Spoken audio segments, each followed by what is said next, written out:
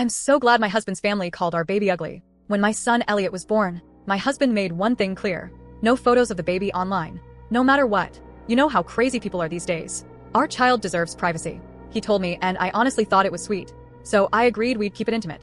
Just close family. So for a year, no one saw anything from us online. Everything was stored away on our phones, or printed out in a little photo album. And I loved it, until I found out the truth.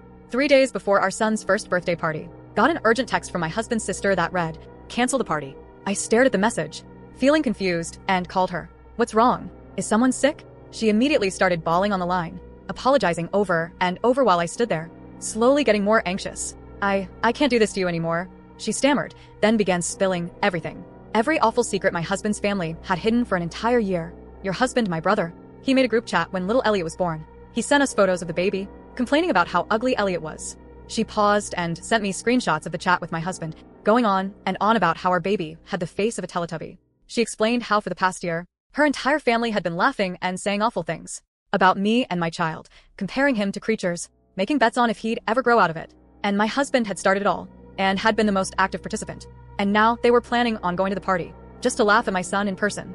I was livid. My hands were shaking so hard from how furious I was, how betrayed I felt. But then something else took over.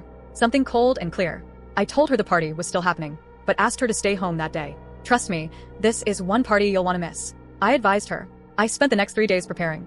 I set up cameras in every room, hiding them in spaces I knew no one would ever check. On the day of the party, I made sure everything was ready to record. Soon, our friends and family members started showing up. Everyone brought gifts and smiled at me. They cooed over Elliot. Wow. "He's getting so big now. Look at those cheeks." Throughout the party, I made sure I played the perfect hostess, serving them cake, giving them plenty of time to be alone with the baby. Then the night after everyone left, I sat down with all the footage and watched. Every second moment I was turned away, my husband's family members spat out things like, "He really is so unfortunate looking." "You mean he has her unfortunate features?" His mother corrected. They all laughed. His brother poked our baby's nose and said it reminded him of a bulldog. My husband leaned back on the couch laughing with them. "I know. Trust me. It's even worse when you see it every single day." Honestly, when I first saw him fresh out of my wife, I thought, no way someone like me could have a baby like that.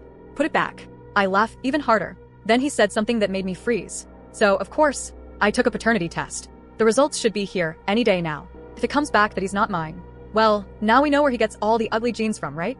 I spent that entire night editing, creating a montage of all the cruel comments, every disgusted face, every joke, and I made sure to really highlight my husband's comments the most. Then I wrote a caption explaining everything. The photo ban, the secret sharing, the group chat. The entire year I spent hiding Elliot, believing it was for safety reasons. I included the first photo I'd ever taken of our son at the hospital, smiling